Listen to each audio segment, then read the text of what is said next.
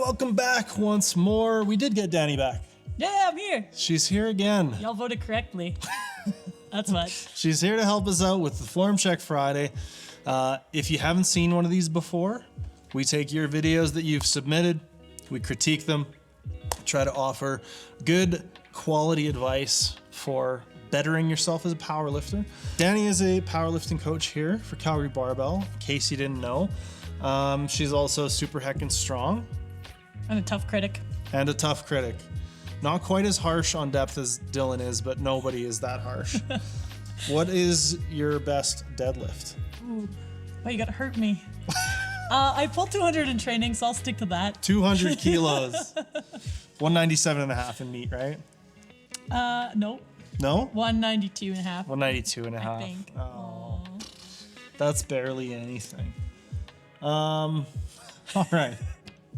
So that was sarcasm, in case nobody caught. I'm overshooting tonight for sure. Had to pull 200. Bryce called me out on Bellis. Yeah. On Form Check Friday. Anyways, if you're interested in submitting a lift, go ahead and go to the description box below, calgarybarbell.com. All that stuff's on there. We're starting off with Alex's squat. So this is Alex. Alex is doing a squat. He says he would like to be more upright when squatting. He's okay with rep 1, but rep 3, he feels like he's keeled over too much. He's tried adjusting foot angle and width. Is this a flexibility issue? I feel like my bracing has improved, still not satisfied with how much my back is angled. Any help would be greatly appreciated. My advice for anybody who's trying to be more upright in the squat is stop. Yeah. Stop that. Let those knees come forward. Let yourself have a hinge. It's okay. You got a great low bar position, right? You got that bar right on the rear delts, kind of just above the spine of the scapula there. It's looking like a nice stable position. You're not gonna look like Lu Xiaojun straight up and down squatting. It's just not gonna happen. Yeah. Especially not if you wanna get good depth, which I think we're a little shy of here. So in terms of your bracing, and what I'd try to address there is keeping those ribs pulled down more, right? Keeping a little more compact. As you're sitting down here, what's happening is we're going into a bunch of extension. We're trying to drive the chest up because we have this idea in our head that being more upright is somehow inherently better. And Danny and I are here today to once and for all put an end to that belief. Being more upright is not necessarily better for your squat. So embrace the lean, pull your ribs down, use that low bar position, use your back, use your hips, use your hamstrings. These all muscles too, and you're gonna be able to squat better and stronger and deeper, I would say. Is there anything else you see that kind of stands out to you in this squat there, Danny? Not overly. I think we agree with the getting rid of the upright nature of the squat. Mm-hmm. And then again, just getting comfortable hinging back a little bit. Maybe that means targeting some accessory work with more hinge dominant patterns to let yourself learn how to do that.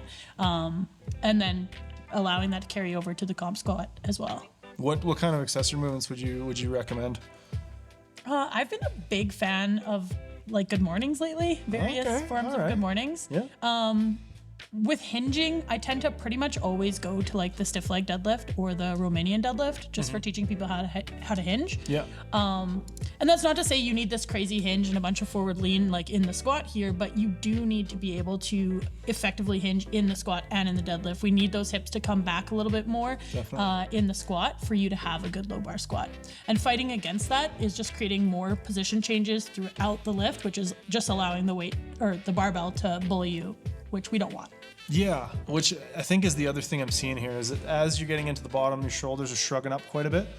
And then we're there's a lot of shoulder movement, right? So I think one of the other things that I would look at addressing here is maybe the width of your grip. Looks like we're shoved in really tight. And that probably feels like you've got a good tight upper back position, but you can see at the bottom and on the way up and sometimes at the top, there's a lot of shoulder and elbow movement.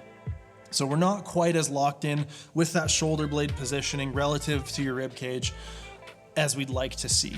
right? We'd obviously like to see a lot of stability in the shoulder blades. We'd like to see a lot of, pulling that bar into the back and being more locked in, as opposed to, the shoulder blades kind of shrugging up and moving around and that kind of thing. So yeah, that would be kind of one of the other things I would address. The last thing I would address is that you have a very good dog over there. Spotter. Very Keep him good safe. dog. And one thing too I want to mention here is like, if you're getting in the habit of like comparing your lift to other people's, make sure that the lifter that you're comparing yourself to has similar leverages to you. Like in your situation, you do look like you're a taller lifter, have a longer femur, have a longer torso as well. That's not really conducive to squatting really upright. So lifters with those types of leverages tend to have a lot more forward lean, even in the low bar position, more forward lean than most people would have. Some people like to call it like the good morning squat. But embrace that. Embrace your leverages. That's going to make you stronger Yeah, than absolutely. fighting against them. And I think a really good note about social comparison too, right? Everybody has these ideas of like what an aesthetic or like nice squat looks like versus, somebody who has maybe more of a non-traditional squat where they're a little more leaned forward. But I don't know if you see that much strength discrepancy between some of the lifters who, have like more of an aesthetic or like pleasing to the eye kind of looking squat versus those who have maybe more like a, oh, okay, he did it that way kind of squat. Like I think a lot of those people who have more unconventional technique are in some cases even stronger. Oh, definitely. You look at a guy like Tony Cliff and he's got a fair bit of like upper back rounding into the bottom. He gets kind of folded over a little bit, but then you watch him crank out a set of like 310 for a triple or whatever. And you're like, oh, okay. Yeah, I also think of like Jess Bittner too. Like her leverages aren't really made for squatting at all. She's definitely a deadlifter, but she has a massive squat. I think she holds the national record in Canada. So maybe not in 84 anymore. Oh, okay, 76. But in 76, Yeah, definitely, 76. I think, yeah. But she has that forward lean and like knee valgus, and people in her comments will be like, oh, you should learn how to squat, you're gonna get hurt. But like, it's working for her and it continues to. So like embrace those differences. Yeah, absolutely. Up next, we have a different Alex. And this is, oh, sorry, I thought for a second this was maybe a more local meet, but I don't recognize this. Never mind. So this is Alex. So there's a second and third attempt here. Hit his second attempt on bench, then missed the third. Looking to see if there's any areas of technique he could work on. What do you put in for the third though? That's a good question. So we got 85 to 92.5. Yeah, that looked like Oh, he put 95 in. Okay. put the 2.5 in. Yeah, which I would have done that too. Yeah. If it was any more than 2.5, I would have said, okay, we got to work on our temp selection first and foremost. Because that second one looked like it was already pretty much a limit lift. But I mean, at that point, you're there, right? You have a third attempt. You take the 2.5. So I think that was a smart move for sure.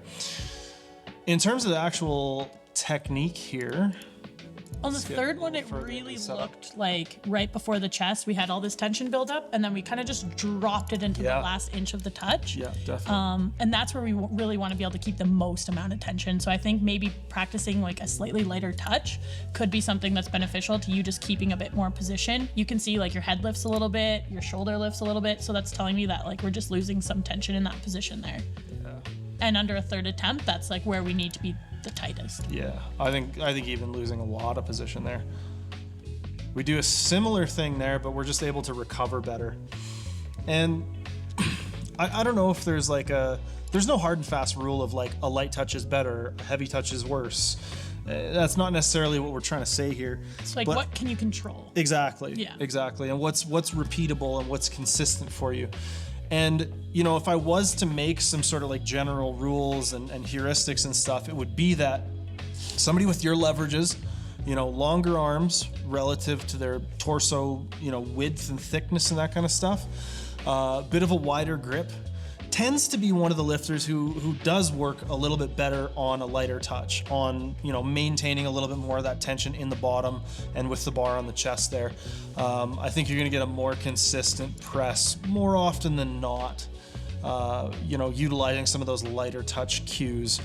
And yeah, I think that's probably first and foremost what I would address there. Well, it just kind of looks like right now we are tempoing the weight down just above the chest, and then you almost accelerate, which I would say we want that to be the reverse. So have a faster eccentric so you're not using so much energy, and then decelerate right before the chest and gain that control right at the chest, right? Yeah, absolutely. That's kind of how I tend to bench, so maybe I'm a little bit biased in saying that, but I just think that we're probably spending a little bit too much time at the initial phase of the descent. Yeah, definitely. I think, working on maybe some longer pause work, specifically targeting, and even if you don't end up changing your comp bench to be a lighter touch, do lighter touch accessories. Do lighter touch, longer paused accessory work, and build up, your ability to create force out of the bottom, overcome inertia off the chest, and all that kind of stuff. Because I think that's, for 80-90% of lifters, like that's probably gonna be the hardest part for most raw lifters. Oh, definitely. Getting stronger in that sort of like first half an inch off the chest is the thing. So when it comes to accessory movement and what parts of the range of motion to target, I would say for most lifters it's gonna be right off the chest anyways. Well, and I mean, like, he has a good arch here, but we see like the elbows are still well below the shoulder. Yeah. Right? Yeah. So you're gonna want to train those pecs, my friend. and to Danny's point there, if we look at like where the top of your arch is before the bar gets to your chest, and then we look at how much of that we lose, and now we're pressing from here, right? Even if we are gonna do a heavier touch, we still want to have a strong enough back and strong enough leg drive, and all the stability and the postural muscles of your upper back to maintain that chest up position and be able to, even if we do have a heavier touch, we don't want to lose that much of our chest position and that much, additional range of motion being added and that kind of stuff. So yeah, and that might take like playing around with your foot position. It's hard to see the foot position from here, but finding a position where you can keep your chest up better, right? Yeah. And ensure that your leg drive is contributing to that. Yeah. Cool. Well, I hope that helps, Alex, and hopefully that was a PR for you. We are about to take a look here now at Kevin's deadlift. So Kevin feels like he has pretty okay form-wise, but losing a lot of energy off the floor. Feeling like it's moving too slow off the floor. Could be a problem generating power or a loose brace. Not sure. Lockout is easy, just want to get better with speed off the floor. First and foremost, you're trying to do a lot with your upper body off the floor. I think we need to get way better at like not being so active here and here, right? It's like you're trying to row it as you're pulling, and because your upper body's being resisted really hard, it's making it feel heavier and move slower for your lower body, right? The second rep, you do a way better job of just kind of letting this hang a little bit. And I think this shoulder blade retraction, this like pulling back in the shoulder blades is probably the number one thing that's making it feel weird and bad off the floor, right? So we even see a little bit of like the torso twisting there. We can see your elbow bend because you're really trying to do a lot with your upper body.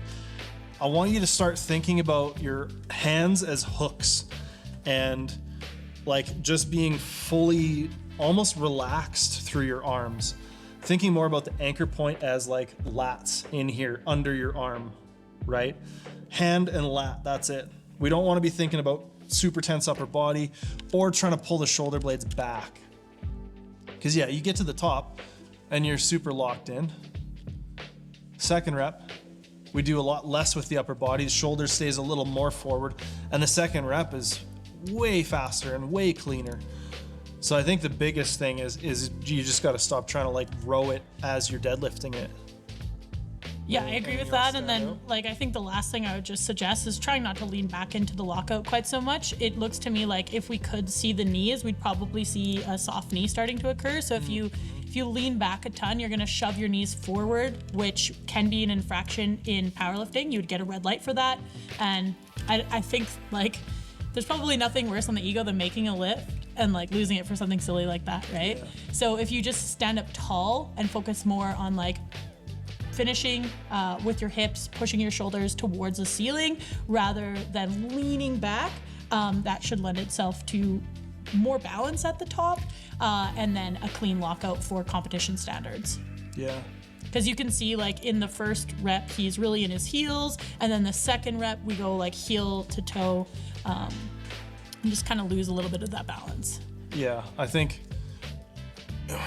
might even be that, just throughout the rep, trying to be a little bit more balanced in terms of, where your pressure is on your feet. Because it does look like at lockout, on both of these reps, we do kind of pick up the heels almost, and we start going forward to the bar, and then we lock it out, and then we lean really far back. Well, and I think with like the shoulders hanging more forward, we'll be less behind the bar, and we won't be so in our heels throughout the entirety of the lift. It'll be better for managing the center of mass and creating a more balanced lockout. Yeah, and I think like even if we look at this one here, again, we're like kind of picking up, we're going a little more to the bar, and I think also the idea of like wanting everything to move faster is maybe not necessarily the route to take in terms of like technical development. Yeah. I think one of the bigger things to try to think about is being smoother and being more consistent and being more intentional. Because if we're thinking about going faster, when we get to lockout, we're trying to like rush at the bar kind of, instead of being a little bit more patient, staying a bit more grounded and balanced, and like pulling that bar in towards you, right? So as opposed to going to the bar and then having to get back, just stay in the position you're in, pull that bar into you and into position, and then I think you'll be in a better position through your lockout as well there. And I think if we're looking at like a limit lift, like the most we can lift, that patience is where it's really important, right? If we try to rush a lockout, let's say, because we're trying to be fast, right. That's when we get hung up, we get stuck forward, we can't get our hips through, like the knees lock out too early. So I think with deadlifts especially, just like embodying patience is very important for sumo and conventional. Yeah. And again, like pretty nasty feeling when you go to lock out a max effort deadlift and you're like, oh my god, I got it, but you rush a little bit, end up on your toes, the bar dips the tiniest bit, and all of a sudden you didn't. Gym PR. Yeah, exactly. We call those gym PRs. All right, up next we have Mike. Mike's doing some board press, it looks like here. So, thoughts on two board press programming. Should I be more focused on volume or intensity with this movement? Competition grip, narrow grip, etc. Registered for my first ever meet in July for bench only. So... It depends. Yeah, I was just going to say, the answer to all of these is it depends. I think it's less about having an objectively better way to program board press and more about what are you trying to use the board press for, right? Are we trying to use the board press specifically to, overload the top end? If so, probably comp grip, and intensity, I guess, trying to do some heavier work there. But I also will sometimes use board press as a tricep accessory movement. Yeah. Where we're a little narrower grip. And maybe we're doing a few more reps per set. We're accumulating a little bit more volume, trying to see, a bit of hypertrophy maybe even, or building work capacity. So there are as many ways as you can think to program board press. I think it's probably slightly undervalued in raw training. I think there are probably more raw benchers that would get something out of board pressing than maybe most coaches would think to program. I think one thing with the board press is that nobody can leave the ego out of it. We always want to load it up. Yeah. And just from personal experience with board press actually transferring over to my equipped bench, you can see here on his bench press, we're not really controlling that touch. We're not really controlling that pause. Exactly. And so we're not creating that same tension in the chest that we're going to need to emulate for like competition standards. So are we getting the carryover that we are looking for in that situation? Probably not. We're probably getting a ton of overload, which if that's the goal, great. But if we want it to carry over to the competition bench, we should probably treat it like a competition bench. There should be like a light touch, a competition pause to really get the most out of it. Yeah. I think that's probably my biggest consideration anytime I program board press for anyone. Yeah. And that is that we want the board press to be more or less forcing you to break inertia at a different point, right? We want you to be responsible for the stopping and the changing of direction at the point of contact with the two board. What we're seeing here is the way you can actually get a distinct advantage out of board pressing. And I think training the board press like this for most lifters will make you a very good board presser. And that's probably the end of it. Yeah. So depending on what you're trying to get out of it, like Danny said, you know, if we wanted to transfer over to our competition bench, we probably want to be approaching it in a way that's very similar to our competition bench. And I think even if you're a heavier toucher when it comes to your full range of motion bench press, that's a very different position you're coming from, which is kind of the point.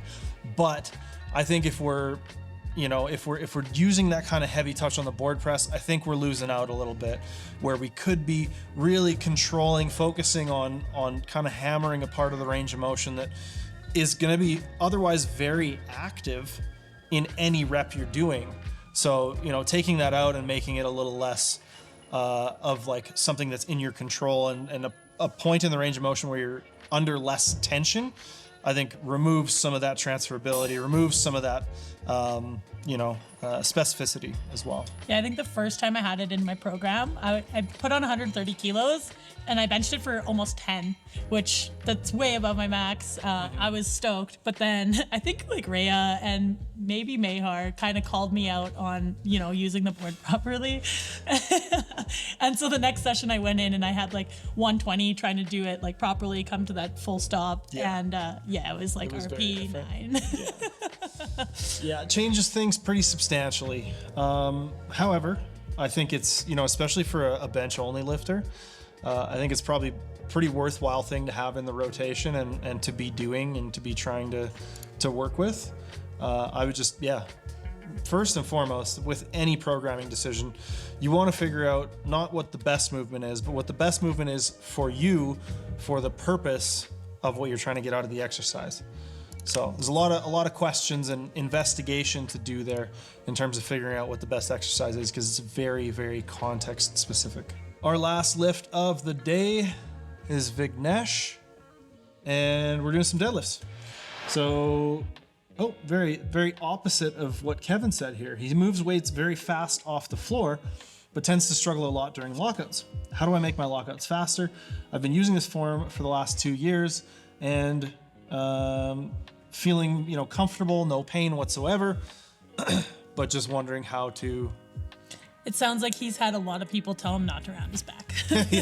yeah, he's already defending it by the end of the. Been there, bro. Email. Don't want that today. Yeah. I think it's one thing to be rounding your back. It's another thing to be like just not bothering with bracing at all. I think, and again, like if you want to have a smoother lockout, you probably are going to need to put more intention into bracing. And that doesn't necessarily mean changing your position, right? That doesn't necessarily mean like, we have to have a flat back. That just means we have to do something intentionally to try to brace, to try to create some tension and some tightness in here. This position, that's fine, whatever. If that's what works and that's what's comfortable, that's what's strong, good. But go there intentionally. Because if we look at this position and then we look at the position of the next rep, like your hips are in a totally different place. They're way further forward. Your knees are a lot straighter off the floor here. I think you're just gonna have a really hard time with finding any kind of consistency and consistent training effect if our technique is this seemingly unpredictable, right? Like you're pulling from two very different positions in both of these lifts. And I think ironing out what that position is, going there intentionally, and then making that intent consistent across your training is going to be the number one way to just like, to not only like speeding up your lockout is one thing. Like if you pull like this and have a pretty rounded back and, you know, consistently pull with this rounded back position, like you're going to have a slow lockout. That's just going to be what it is. Just like, you know, most lifters who pull with a really neutral back position, especially in sumo, are probably going to be slower off the floor. So you have to accept that to some level, you know, you're going to have a sticking point. It's going to happen somewhere, right? But the thing that I think we can work on is where it happens and trying to make sure that it's consistently happening in the same or at least similar places. Yeah, my only concern here is like, if this is a little bit heavier, are we going to start seeing ramping occurring? Especially on the second lift, it looks like it starts to be supported by the thigh just a bit. And I'm wondering, you know, Like the tendency to lean underneath it. Yeah, the tendency to lean back into that lockout is, if we're looking at like IPF standards, ramping's not going to suffice in a competition. Yeah. Yeah, and I think the biggest thing that happens there is, again, we're trying to rush it, right? We're trying to make it fast. So what's the fastest way to do it? Jam the knees under it and just try to like squat it up through the lockout almost. As opposed to, you know, maintaining some of this position and just, you know, use your back, use your hips, be a little bit more patient, understand that it's going to be slow, dig in and, you know, work through it instead of trying to like change the position and move it really fast. I'm also not sure why there's this weird cut before he lets it down. But yeah, I think slowing things down, being more intentional, you know, a lot of that kind of stuff. And I mean, Danny and I are the last people who are going to be like, oh, you have to deadlift with a flat back. Like, it's all good. We're not trying to tell you that that's how it needs to go. I have a client whose back looks like very similar to this, and we've worked for years together. At this point, we've ruled out trying to get him to do a neutral back deadlift. You know, we had some issues where his deadlift sort of plateaued for a while, and we were back and forth on like, okay, is this going to help? Is it not? And I think we came to the conclusion that like we just needed to change our training variables. And, you know, his deadlift is progressing again. Regressing him and, you know, doing the flat back stuff, it got to a point where we just like, we weren't holding the position anyways, and we were weaker. So not always the answer to be like, oh, well, let's try to conform to the model of the lift that seems to work for most or every other person or whatever. And more like, okay, well, let's figure out the individual variables here. But any closing thoughts? Part of me wants to be like, maybe find the legs a little bit more. But then there's another part of me that's like, not everybody has to deadlift the same. But I think that when you're like lacking a little bit of efficiency technically, that ceiling starts to get harder and harder to break through if you're not like gonna adjust something, or like I said, find some modifications from a programming perspective. It almost looks to me like you're bracing your legs and then trying to deadlift with your back, if that makes sense, right? It's like we find a bunch of tension here and then we like try to do the pull here, where we should be finding tension here and then doing the pull from the lower body. Yeah, and I think like especially in the second rep. I think if I was working with you as an athlete, I would program a stiff leg deadlift and see how you respond to that, because I find that sometimes like cueing people out of these positions isn't super helpful, but if we can put them into a different position that suddenly starts to feel stronger, or just helps them learn to push the floor away a little bit better, which I do think stiff legs do, that can be a better way to go about things rather than just saying like, yeah, just get a more neutral back. Yeah. Even starting with something like an RDL and just like getting some practice in with hinging. Yeah. Because by the time you get to the point where, you know, we're here, it's like there's no hinging. This is like just uncurling kind of. It looks like a strongman deadlift. Yeah. 100%. Right? Like my strongman athlete deadlifts exactly. Hips are locked. Like we're almost at full hip extension like there. And the rest of it is just getting the back through. So let's try to find the hips and hamstrings, and if we don't end up changing the deadlift technique, whatever, cool.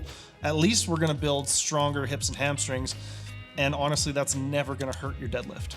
So doing some like neutral back or extended back, even accessory movements, you know, back extensions, banded work, a lot of that kind of stuff can help address this top end where it's like, if the top's going to be hard, let's do some training that makes it even harder. Like pausing off the floor, like I said, deadlifting against bands and chains and stuff, and just really hammer that top end so that when it comes time to pull a heavy load through the hardest part of the range of motion, we're really well prepared for it.